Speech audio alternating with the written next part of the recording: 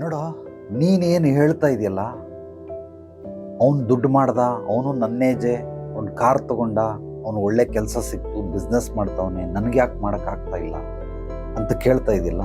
ಅವನ ಯೋಗ್ಯತೆ ಅರ್ಹತೆ ಬೇರೆ, ನಿನ್ನ ಯೋಗ್ಯತೆ ಅರ್ಹತೆ ಬೇರೆ.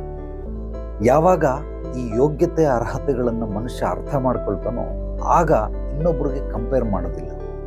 ಉದಾಹರಣೆಗೆ ನಿನ್ನ ತಮ್ಮ, ಅವನು 16-18 ಇಡ್ಲಿಗಳನ್ನು ತಿಂತ, ನೀನೆಷ್ಟು ತಿಂತೀಯ?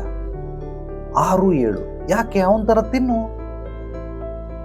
ಇನ್ನೊಬ್ಬ ಸಗಣಿ ತಿಂತಾನೆ, ನೀನು ಸಗಣಿ ತಿನ್ನು. ಅವನಿಗೆ ಯೋಗ್ಯತೆ ಅರ್ಹತೆ ಇದೆ ಸಗಣಿ ತಿನ್ನೋದಕ್ಕೆ, ನೀನು ತಿಂದು ತೋರಿಸು. ಒಬ್ಬ ಕೊಲೆ ಮಾಡ್ತಾನೆ, ಕಳ್ತನ ಮಾಡ್ತಾನೆ, ಸುಳ್ಳು ಹೇಳ್ತಾನೆ, ಮೋಸ ಮಾಡ್ತಾನೆ, ನೀನು ಮಾಡು, ಖಂಡಿತವಾಗ್ಲೂ ಮಾಡು. ಯಾತಕ್ಕೋಸ್ಕರ ಮಾಡಲ್ಲ? ನಿನಗೆ ಗೊತ್ತು ಸಗಣಿ ತಿನ್ನಬಾರ್ದು ಅಂತ, ನಿನಗೆ ಗೊತ್ತು ಕಳ್ತನ ಮಾಡಬಾರ್ದು, ಮೋಸ ಮಾಡಬಾರ್ದು, ಕೊಲೆ ಮಾಡಬಾರ್ದು ಅಂತ, ಅದಕ್ಕೋಸ್ಕರ.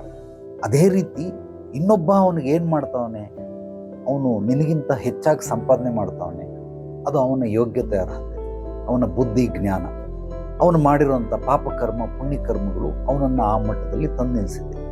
ನೀನು ಅವನ ಥರನೇ ಆಗಬೇಕು ಅಂತಂದರೆ ನಿನ್ನ ಪಾಪಕರ್ಮಗಳು ಪುಣ್ಯಕರ್ಮಗಳು, ನಿಮ್ಮ ಪೂರ್ವಜರು ಮಾಡಿರೋದು, ಗತ ಜನ್ಮಕ್ಕೂ ಎಲ್ಲವೂ ಕೂಡ ಕೌಂಟಿಗೆ ಬರ್ತದೆ.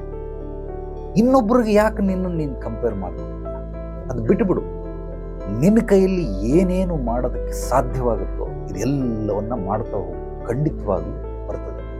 ಯಾವಾಗ ನೀನು ಇನ್ನೊಬ್ರಿಗೆ ಕಂಪೇರ್ ಮಾಡಿಕೊಂಡು ಅವನು ಮೇಲೋಗಿದ್ದಾನೆ, ನಾನು ಕೆಳಗಡೆ ಇದ್ದೀನಿ ಅಂದ್ಕೊಳ್ತೀಯ, ನೀನು ಯಾವತ್ತೂ ಮೇಲೋಗೋದು. ಇನ್ನೊಬ್ರು ಕೆಳಗಡೆ ಇದ್ದಾರೆ, ನಾನು ಮೇಲಿದ್ದೀನಿ ಅಂತ ಅಂದ್ಕೊಂಡ್ರೆ ಮತ್ತೆ ಮೇಲೋಗೋದಕ್ಕೆ ನೀನು ಅನುಕೂಲ ಮಾಡಿಕೊಡು. ನಾನು ಹೇಳೋ ವಿಚಾರನ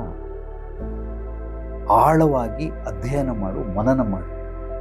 ಈ ಕುಡುಕರು ಒಂದು 90 ಒಂದು ಕ್ವಾರ್ಟರ್ ಹೊಡೆದ್ಬಿಟ್ಟು ನಶೆಯಲ್ಲಿ ತೇಲಾಡ್ತಾರಲ್ಲ, ಆ ಥರ ವಿಚಾರಗಳಲ್ಲೂ ನಶೆ ಇದೆ, ಪದಗಳಲ್ಲಿ ನಶೆ ಇದೆ, ವಾಕ್ಯದಲ್ಲಿ ನಶೆ ಇದೆ. ಆ ನಶೆಯ ಅಮಲನ್ನು ನೀನು ನಿಧಾನವಾಗಿ ಆಸ್ವಾದಿಸಬೇಕು.